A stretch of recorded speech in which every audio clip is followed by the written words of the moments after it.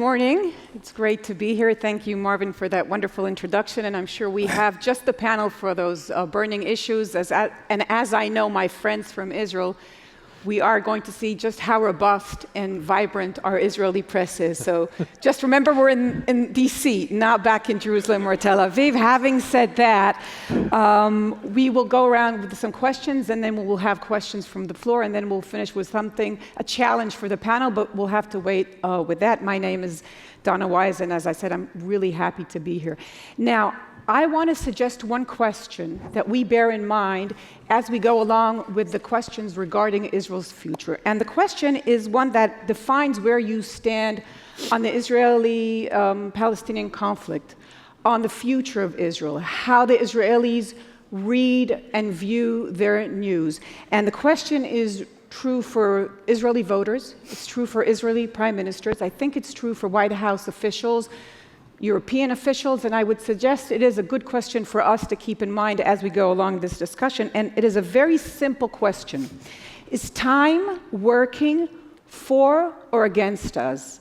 Is Israel tomorrow better than today? Or, given no change in the events, is tomorrow's Israel darker than today? So this is the question I suggest we keep in mind, and it will echo in your answers. And I want to dig into the questions and start with you, Ronen. By the way, Marvin, not knowing Yedioth Ahronoth in Israel is really something that could get you into trouble. Ask any Israeli politician. The first thing they say in the morning is Yedioth Ahronoth, and then they go on, right? But anyway, so you do work for Yedioth Ahronoth. And looking around us, bearing in mind that we are, almost half a year into this Iranian deal, and all the changes in the new Middle East that is emerging, do you think that Israel is in a better security situation than it was yesterday? And what, in your sense, is the biggest security challenge in Israel's horizon? Yeah, thank you, Dana, and thank you for fighting for Yedioth Ahronoth personally. I hope that my employers back home are watching this. Anyway, I think that we are in a better position, and I said in the morning panel that I think that the threat that posed by ISIS to Israel is being exaggerated. It's not exaggerated vis-a-vis Europe, but it's much exaggerated vis-a-vis Israel. 20 years ago, 10 years ago, Israel was facing a main security challenge that was under the title of the Syrian military forces. Together with the Iraqi forces, they constitute a 54 armed division of tanks, armed to the teeth with the Soviet moderate weaponry. And the, I would say, horrific scenario that Israeli military leaders saw is these divisions start marching, start maneuvering towards Israel. This threat doesn't exist anymore. Syrian army is stretched all over the country. What's left of that, the Syrian chemical weaponry does not exist anymore. They had the capability to launch a chemical attack all over Israel. This doesn't exist anymore. The nuclear deal has put Israeli thinking of striking Iran at least on hold, and the Iranians, for the time being, are playing good children, trying to demonstrate to the world that they are indeed fulfilling the agreements. Hezbollah is still a main security challenge, I would say the most important security challenge in Hamas in the southern border. But when thinking of this world compared to what Israel had to face 20 years ago, I think Israel is in a much, much better position. And there's no serious security force in the region that could seriously threaten Israel. Existential the Syrian threat. Existential, even, well, it's strategic, yes, but not existential, it's far from that. Syrian military had the capability of harming Israel, but had nothing to do, had no capability to harm France or Britain. ISIS, with the 40,000 troops on Toyota pickup, has the capability of maybe launching attacks in France or in Britain, but have very little to do against Israel. It is not a coincidence that Al-Qaeda and ISIS, which is, just a Al-Qaeda 3.0, it's a Games of Thrones and jihadist version on speeds. I think that they maybe speak in a hostile way towards Israel, but they do very little to harm Israeli citizens inside Israel. I I would like to point out two main threats to Israeli security. One, which I think are underestimated by the Israeli government. One is the internal dispute, the incitement, the extremism. We have seen cases of Jewish terrorism. This is not dealt in the right way that it should. The last political turmoil in Israel, the appointment of Mr. Lieberman to be the Minister of Defense, these are all part of one, I would say, bigger problem. And the second one is the empowering anti-Israeli forces worldwide. You can call them BDS. I know that the American Jewish Congress has been doing quite a lot to fight this. I think the Israeli government has been doing far less and is not really admitting the difficulty. So, Ronen, thank you so much for raising those issues. We will touch them, but I just want to pick up from where you left, saying, and this is an interesting phenomenon. I don't think that a few years ago, had we had spoken in this panel, would you say that the major security threats are international and internal and not military? So that's an interesting point. And I want to touch with you, Boaz, before we go into those internal issues, I just want to try and get your perspective on the new wind blowing in the region from Cairo to Riyadh to Ramallah to Jerusalem. Is it just hot air, this talk of peace, or are we hearing history at the making? You mean the voices we're hearing right now? Yes. From Saudis and from Palestinians. So I know our time is counted and very limited, Dana, but just I need, to use this platform and this occasion to say a big thank you to AGC, as you're here, all of you. Yesterday or last evening was a very successful evening where you spoke about how much you contribute to bring Muslims and Jews together and to put us together. And I've seen it. I lived it. I've experienced it as an Israeli ambassador to Mauritania between 2004 to 2008. I've seen your delegation coming in March 2008. I've seen how much you supported us, especially also me, because to be a lonely ambassador, you've seen where I was for 4 years. And especially we finished the hospital, yet, and this is to answer your question, 1 year after the delegation left in March 2008, we don't have an embassy anymore. We don't have relationship anymore. And that same hospital we worked so hard to finish, to conclude, it's a cancer hospital where you treat the only one in the region, where it's today functioning under an Iranian flag to show you how tough the situation is and how tough peace is in the Middle East. Now, concerning your question, whenever I hear people telling me about hearing voices, immediately I think of hallucination, and mental problems. I'm always scared about voices. I prefer, because the problem in the Middle East is that we tend to hear a lot of noises. And I prefer really voices. And what do I mean? Look, you tell me right now the voices we hear, even deaf people must hear voices when it's about peace, of course. It's voices from Saudis and Palestinians. So let's see exactly what is happening. Saudis, again, this peace initiative of the Saudis that we heard first in 2002 in Lebanon, remember? It was 1 year after in September 11. Saudis, you remember their involvement, of course. We speak about it again today. And Saudis felt pressure at the time. Here, Saudis felt pressure again. We have the Iran deal, not very good for Saudi.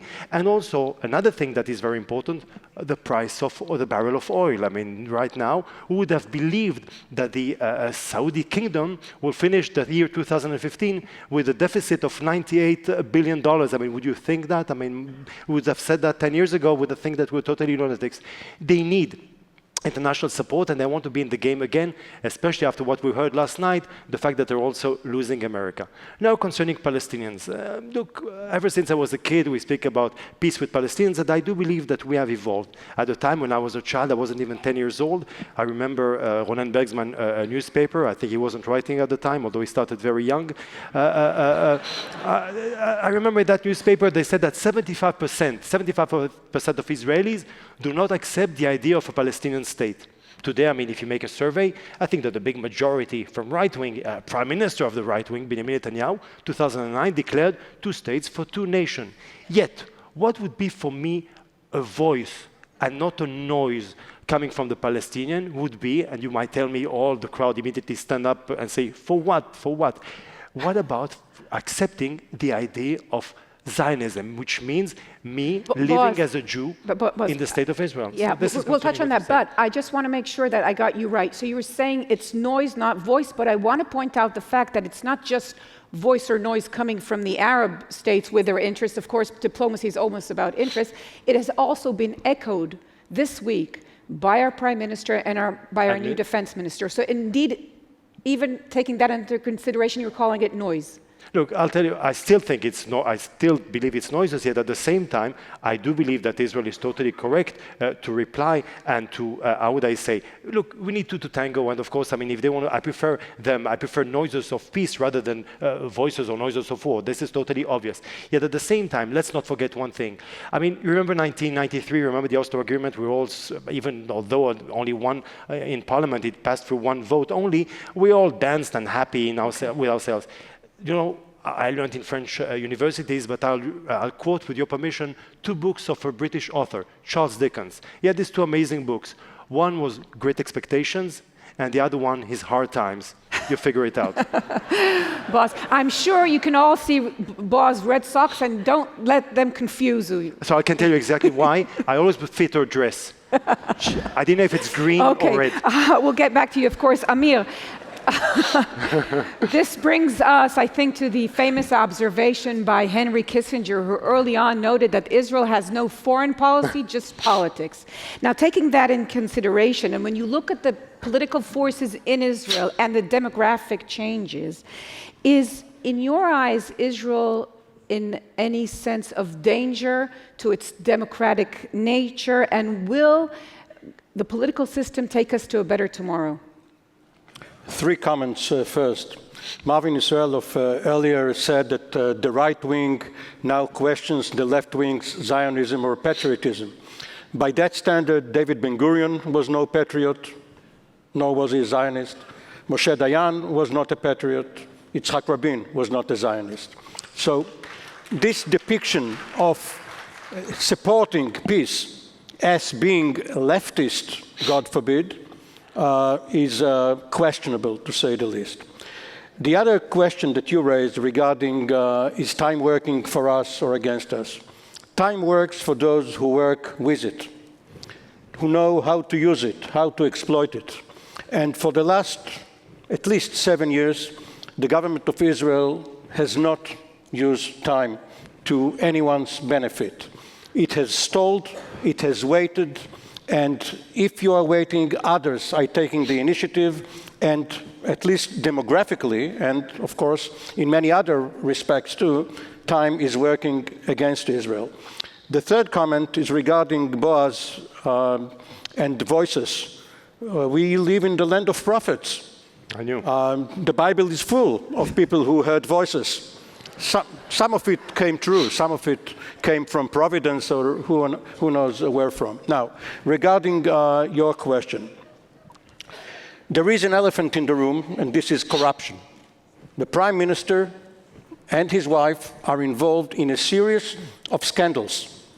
This would probably have a major impact on the considerations of the various parties, whether to join the government, whether to break it apart.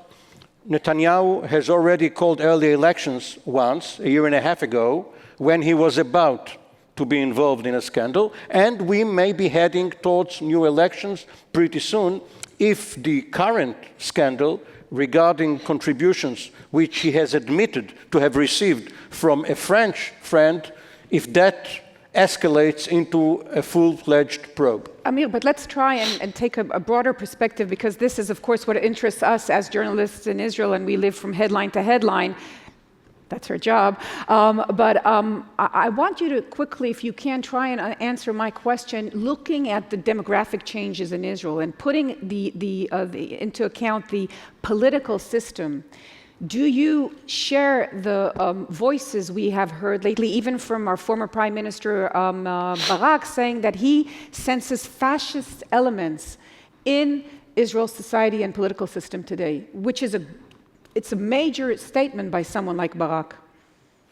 Well, Barak was Netanyahu's partner for 4 years or so. His testimony is subject to criticism. All of a sudden, now that he's out of power, he sees some reason for concern. But leaving Barak aside, yes, there are troublesome signs, including Netanyahu's own call on election day in 2015 for his supporters to rush to the polls because Arabs are coming to the polls in droves, as if Arab Israelis are not Israelis. And by the way, if I may add, and this is a bit deviating from your subject, if a presidential presumptive candidate here, presidential nominee, questions the credentials of a Mexican heritage judge, wouldn't American Jews be next to have their loyalty questioned?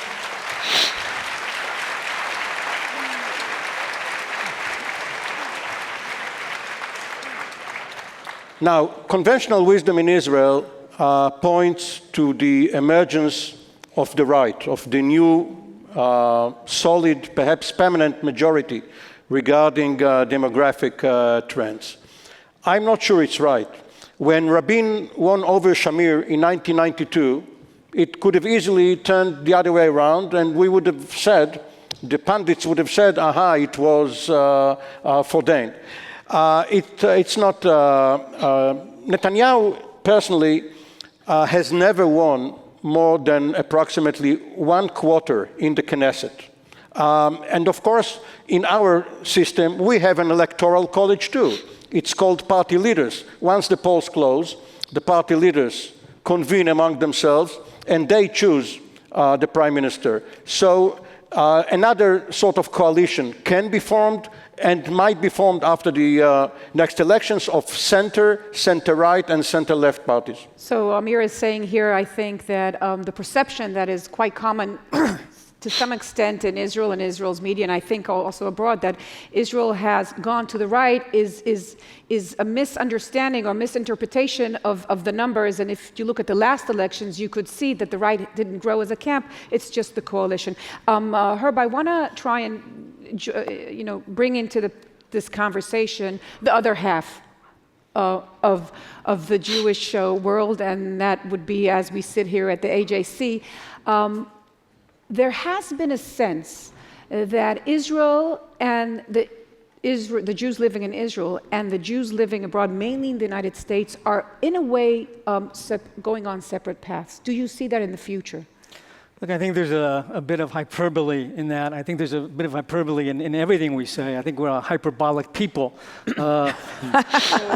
which means we take a cough and we turn it into tuberculosis.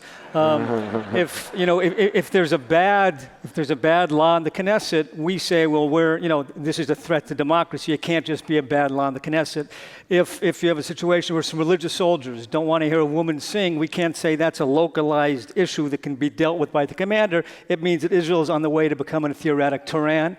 And if we see that there's divisions in the agenda between Israel and the American Jewish community, we say, oh, Gewalt, the sky is falling.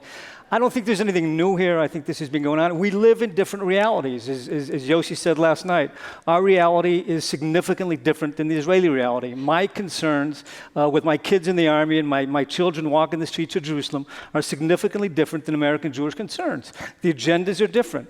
Some of us in Israel would like to say, well, why doesn't American Jewry just vote for the candidate who's best for Israel? Why? Because the American Jewish community has a different agenda. They're worried about abortion. They're worried about gay rights. They're worried about things in Israel. That's not the top of our agenda. So I think we have to put this into perspective. It's not new. It's going to be there because our realities are different. That being said, there's a lot of talk about the disenchantment of the millennials towards Israel. I think this has to concern not only Israel, but also the American Jewish community. I think if Jews are disenchanted from Israel, it also means they're disenchanted from their Jewish identity, and that's as much an American Jewish problem as an Israeli problem. And we have to, and if we have time, or if it would be interesting also to try and understand the Bernie Sanders phenomena as being the leading Jewish candidate and who has, in a way, chosen to put his, some would say, I don't want to, it's not for me to say anti-Israel or different kind of views to Israel. But Ronen, I want to go back, and because we are journalists, we've all been quite occupied with our recent events, which will have an impact, I think, on Israel's future. And you touched on it on last week New York Times op-ed.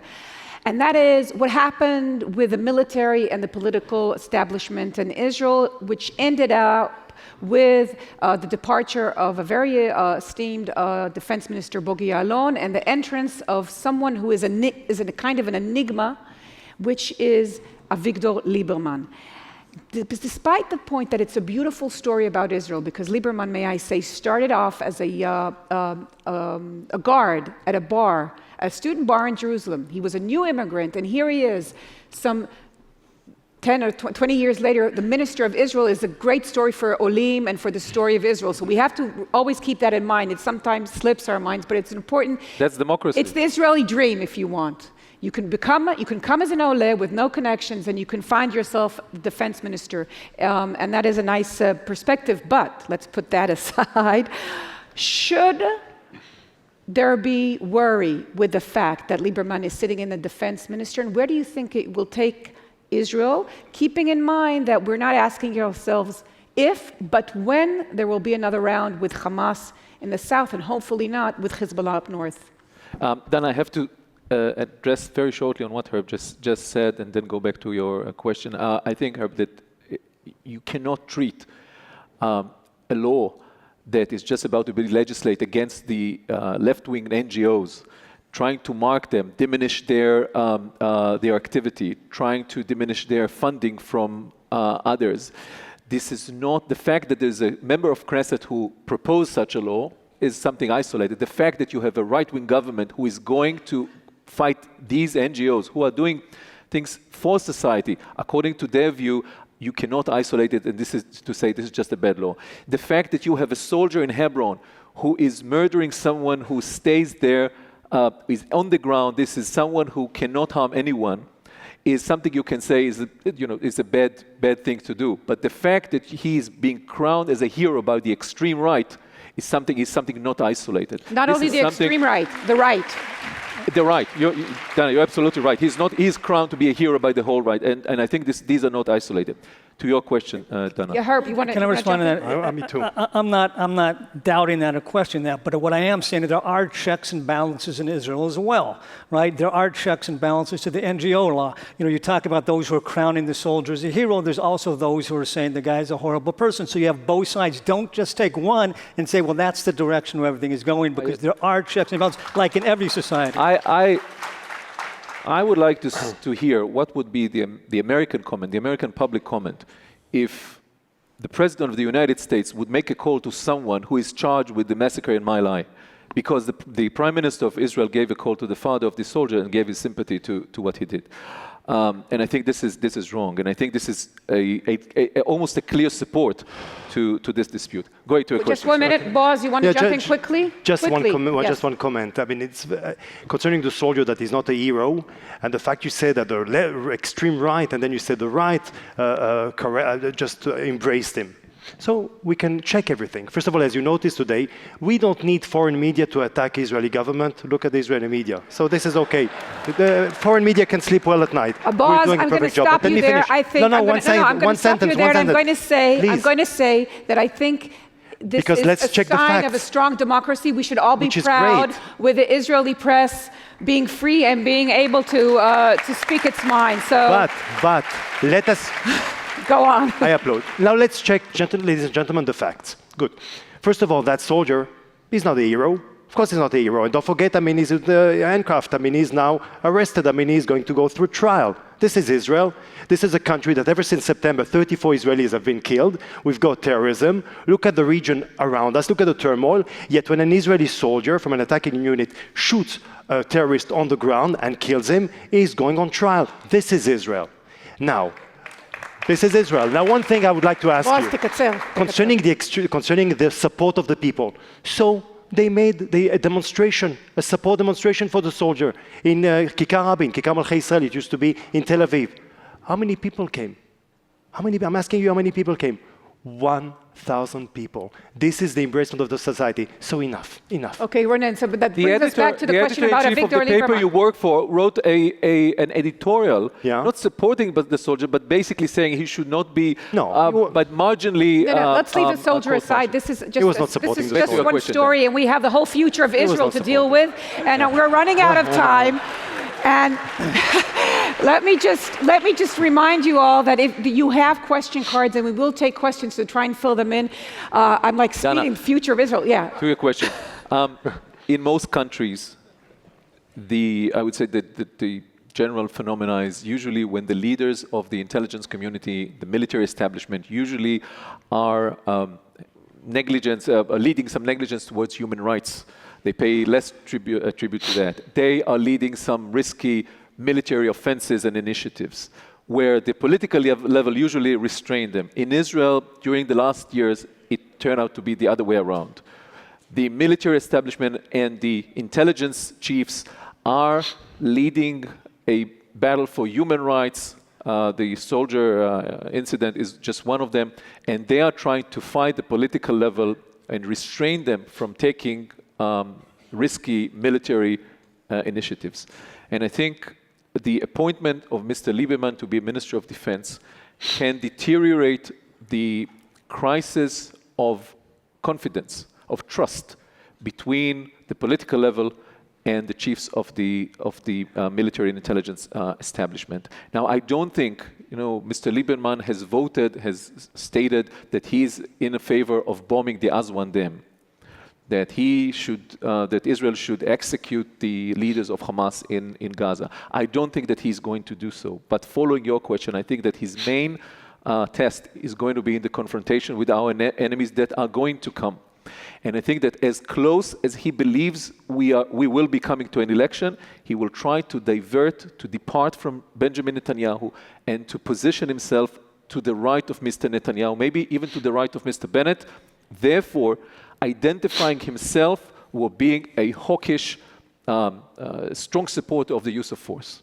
That's an interesting perspective, because a lot of commentators in Israel thought that he would want to use this position in order to prove to everyone that he can go on to the next step, which is his goal to become prime minister. But I want to, into this conversation, just add a question that was asked from the audience, and I'll address it to you, Amir. So one of the questions is, will his predecessor, Ya'alon, pose a political threat to Bibi in the future? And you can add to that your perspective about Lieberman as defense minister. The short answer regarding Ya'alon is probably no. He is not charismatic. He doesn't have any personal following. As part of some dream team of anti-Bibi politicians, perhaps as one among many, Tzipi Livni, Dan Meridor, Gabi Ashkenazi, and perhaps others. But on his own, he doesn't have a lot of a future. Now, regarding Lieberman, first of all, Lieberman was this soldier's main cheerleader. He came to the trial in order to cheer this soldier up against the express position of the Israeli Defense Forces Chief of Staff and the Judge Advocate General of the military. And now he's their boss, so we'll see how that plays out. Now, should we be concerned when someone like Lieberman is given, to quote someone here last week, the codes to the nuclear facilities? Yes, we should, because a country's strength is composed of capabilities and intentions. And one should not always look only at Israel's capabilities, but one should look at its leadership. And if it is erratic or militant, it does give us a cause for concern. Now, in the Israeli system, the defense minister, while a very strong politician usually in the cabinet, is only one of several ministers in the security cabinet. He doesn't control the military. He's only the government's representative to the military. And therefore, he is probably going to be under close scrutiny. As Heb said, we have a system of checks and balances. Usually it has to do with the personal finances of politicians, some checks, some balances. But the onus, you're ruthless. You are ruthless, Amir. The onus is on Lieberman to prove us wrong. Okay. Herb, before we take another question, I want to quickly touch on a subject with, for us journalists, is really, for once we just sit back and watch what's happening here in the States, and we see that there's even a more interesting story going on here with these elections that we have back home. Can you try and quickly, because we're running out of time, walk us through your understanding of the prime minister's perspective of what's going on in these elections, what's good for Israel's interests, what's bad for Israel's interests, and how will it reflect on the relationship in the future? Before talking about Netanyahu's perspective, I just want to say something. I mean, I moved to Israel 35 years ago, and I find that there's oftentimes an over-idealization of the American political system.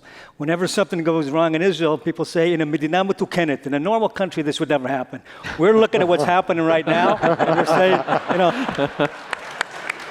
thank you very much. I think it puts things. So this is the day you say, God bless, I made Aliyah. And again, it puts things in a certain perspective. As far as Israel's view of the elections, look, I think one thing Netanyahu, if he's not going to do, he needs to do, is he has to completely stay out of it, completely, as much as he stays out of Syria, because nothing good can come about any favorite for one side or the other. As far as who's good for Israel, look, let's start with Clinton. I think if Clinton is the president, you're going to see some policy changes, but not a seismic policy change, but you'll see a big change in tone.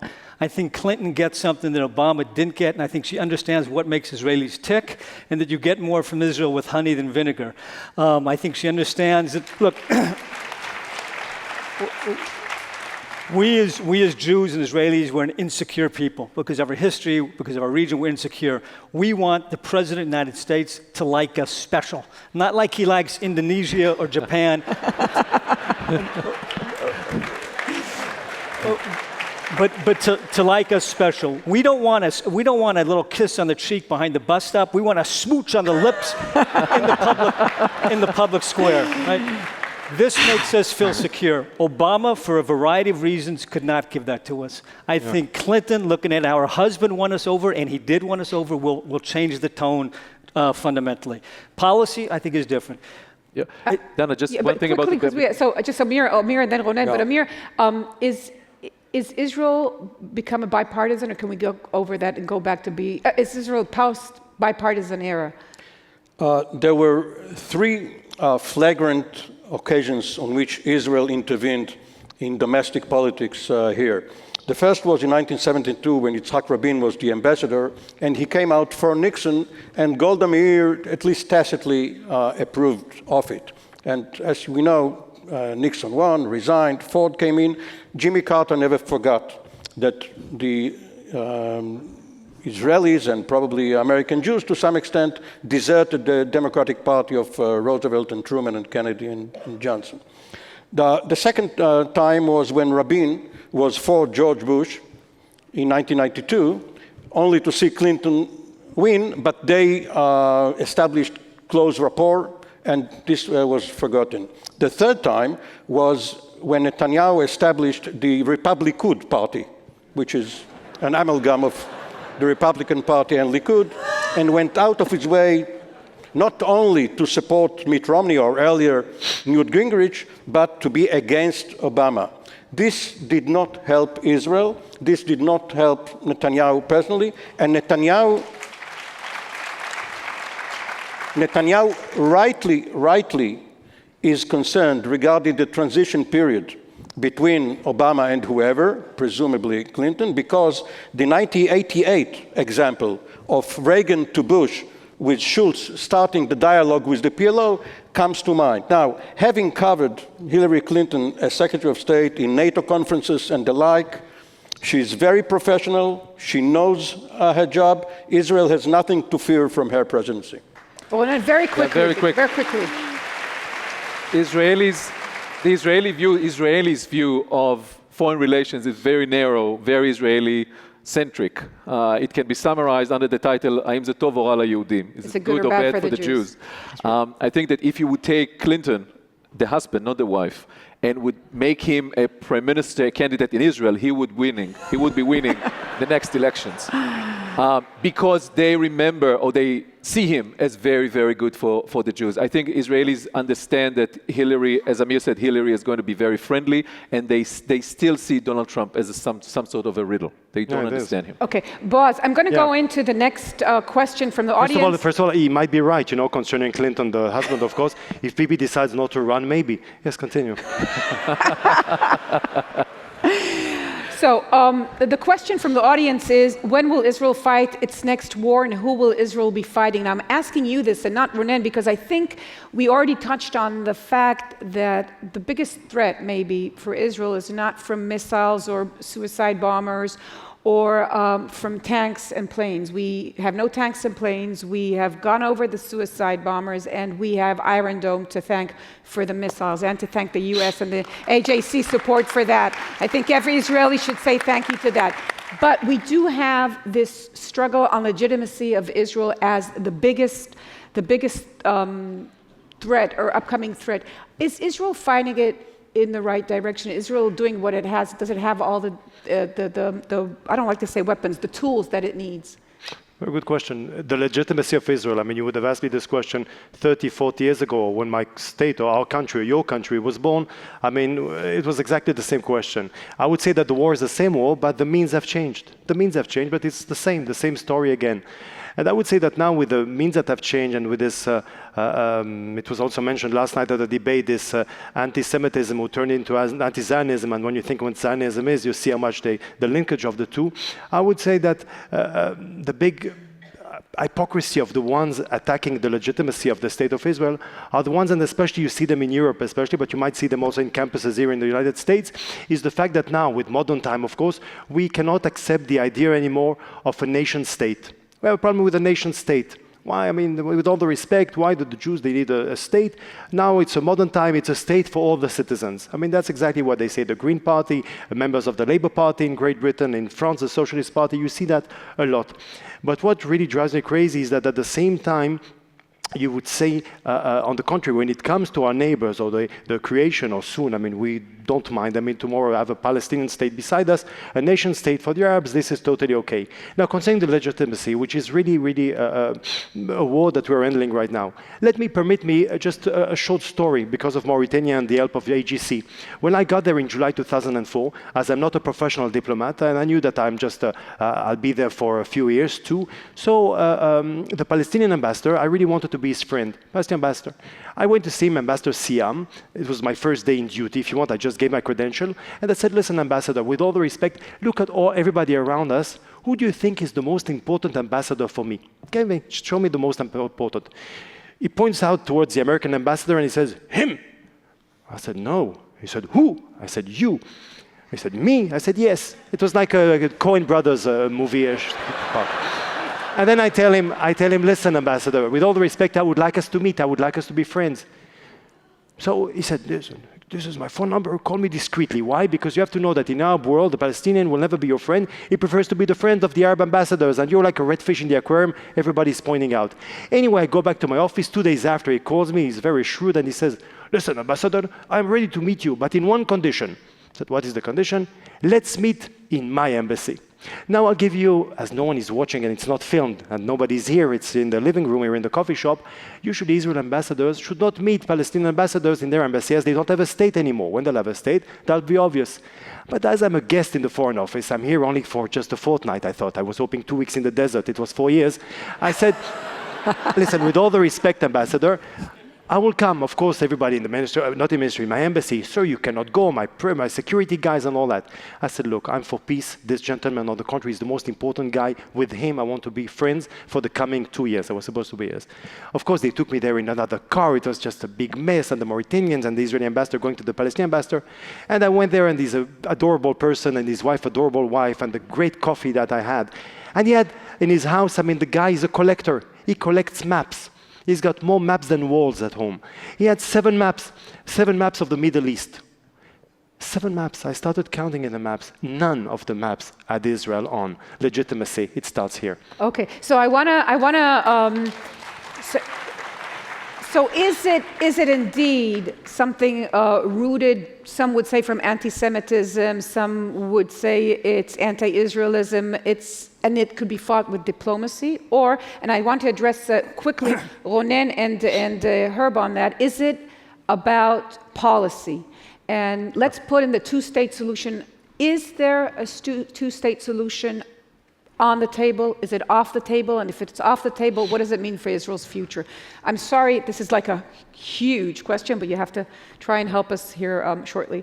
One word about the BDS. The BDS, the problem is not that they are whatever Palestinian or left-wing extreme operatives in Europe who are advocating this. The problem is that this harsh anti-Israeli campaign is taking place in far more moderate circles of society.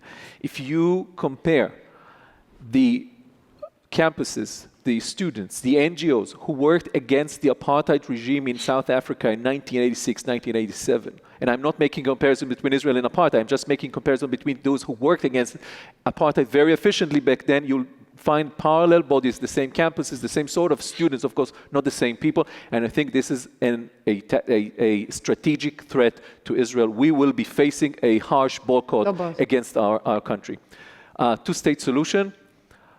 I think that Netanyahu, with this new initiative of accepting the Arab initiative, accepting the Saudi initiative, is trying to buy time.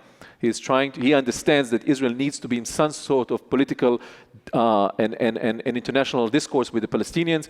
He wants to have at least 2 years of ongoing negotiation. He wants to have the Labour Party in, to have Bougie Herzog as the foreign minister, and then say, well, don't complain to me, we have an ongoing negotiation. I don't think that he had made the decision, the huge leap forward to evacuate most of the territories and advocate the two-state solution. It needs a courageous leader. I'm not sure that Netanyahu is that guy. So Herb, if that doesn't happen, if there is no two-state solution, where do you see Israel going in the future? Look, I just want to say one thing about what Ronen said. I think that we have to remember, first, I think when Netanyahu says he wants a two-state solution, what his state is, his definition of a Palestinian state is a demilitarized state with Israel having security, the ability to guard its own security.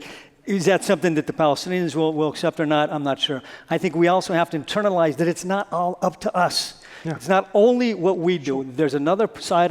There's another side that we're dealing with, and they have to make the correct decision. And if they don't, where is it leading Israel in your eyes? If they don't, then you continue pressing against the wall. You continue, aspiring to have peace with your neighbors, but you take a realistic approach to it, and you realize you've been trying. This thing's been going on for 68 years, right? So what are my choices? I can say, well, there's no peace. We can't do it. I'm gonna run away. I can't deal with it. Or you say, you know what? I'm gonna secure myself the best I can under the circumstances, build the best society I can under the circumstances, and hope that down the line we'll be able to do something. I agree. Yeah. But Amir, we really have to be very brief. 7 years ago, to paraphrase Lincoln, the War of 1948 ended in the armistice agreements. In 1967, this is the week that changed Israel 49 years ago, Israel got control over territories which it intended to hold as bargaining chips for peace agreements, which is what happened with Egypt.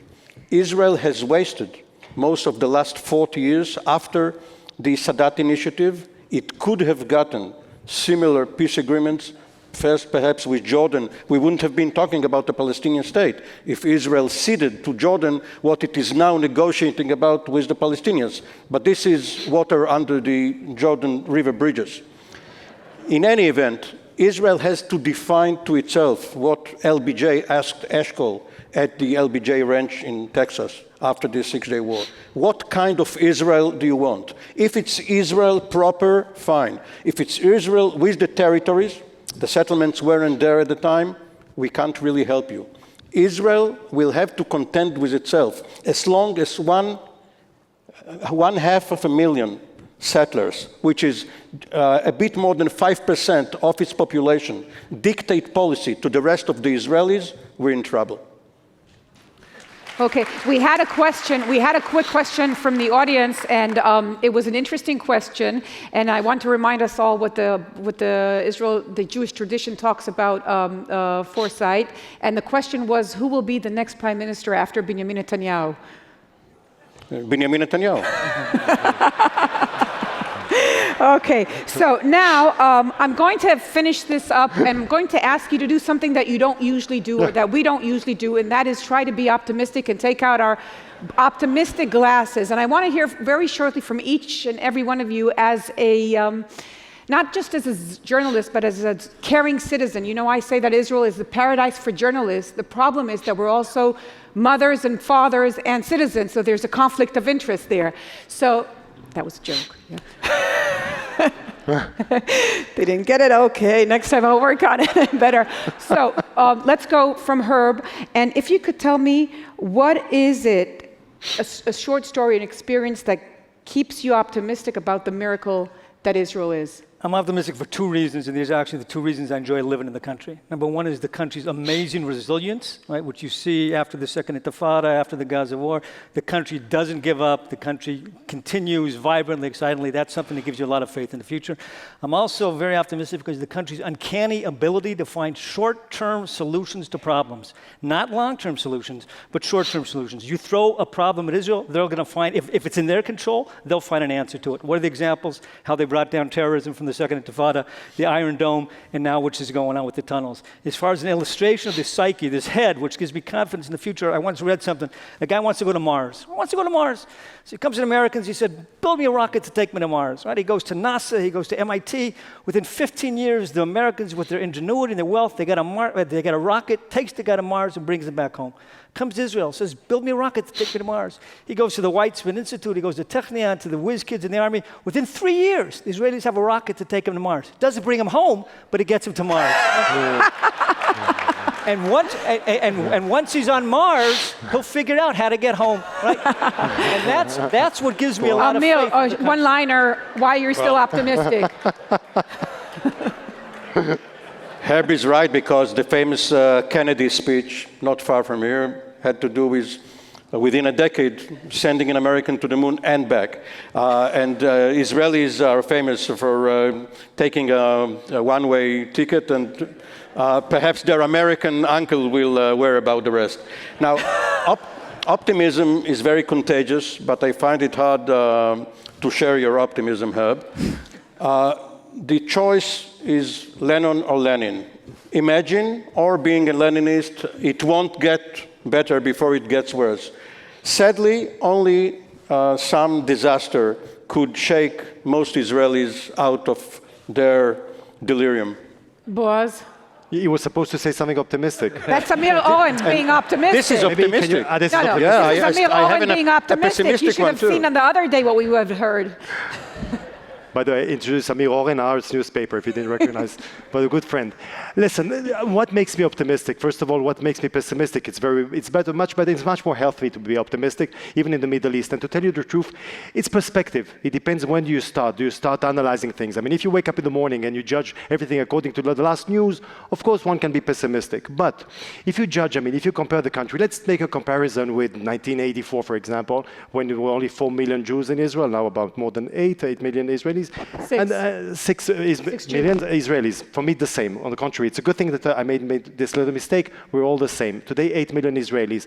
And not only we doubled, I mean, we doubled almost in everything. The export is like 900,000 times more economy. Everything is flourishing. And, you know, in the UN, they've got this thing that they check the mental, the happiness. They've got this happiness report, yeah? I didn't know that, by the way. They have a happiness report. In the 2015, by the way, according to Haaretz, I mean, we're in despair. We're doomed. That's it. We're finished. So I was so worried after reading him. I went to read the report. The UN, they don't like us that much, so the UN can't give us compliments. And unbelievable, you know, in sports we're last, in football we're bad, in anything you want we don't get any medals at Olympics, maybe 1 or 2. And there, OECD, you like to quote OECD, we're 6th in the world, 11th in the world in happiness, happy people, being stabbed, we can't buy houses and we're happy.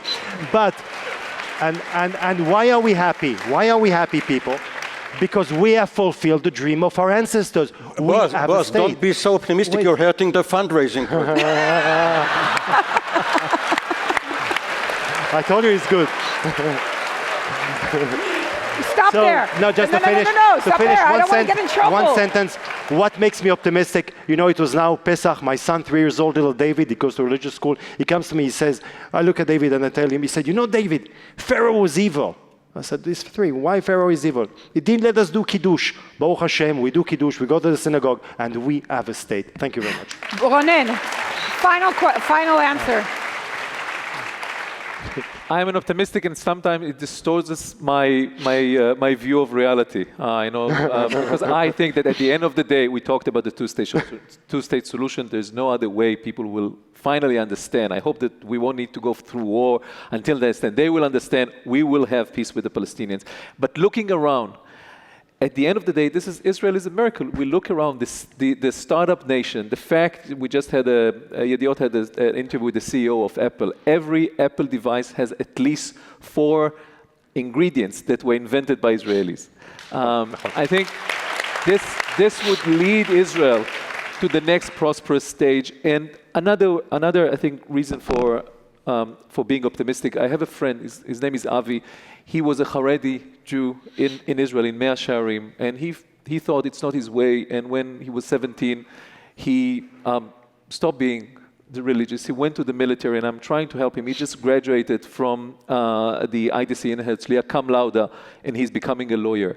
I think the walls between the secular Israelis and the Haredi Jews in Israel are going to fall one day, and we will be empowered by this true Jewish intelligentsia, these people who learn Talmud, and they will bring us even further into this miracle called Israel. And let me add on my behalf that I believe that the walls between the Jews and the Arabs will also fall, and at the end of the day, we will come up with a new Israeli order that will fit the changing demography. We're working on it now. We have a president in Israel who's working on it, and I'm sure that it will work. And let me just end. I always share this with the audience. I think it's a good advice. It comes from Shimon Peres, who knows something about longevity, right? He's 93. Who's counting? Not counting anymore. And he always says that pessimists and optimists die the same but live differently. So it's better to live as an optimist. So I want to thank you, Ronen, Boaz, Amir, and Herb, and thank you for this opportunity. Let's go off stage.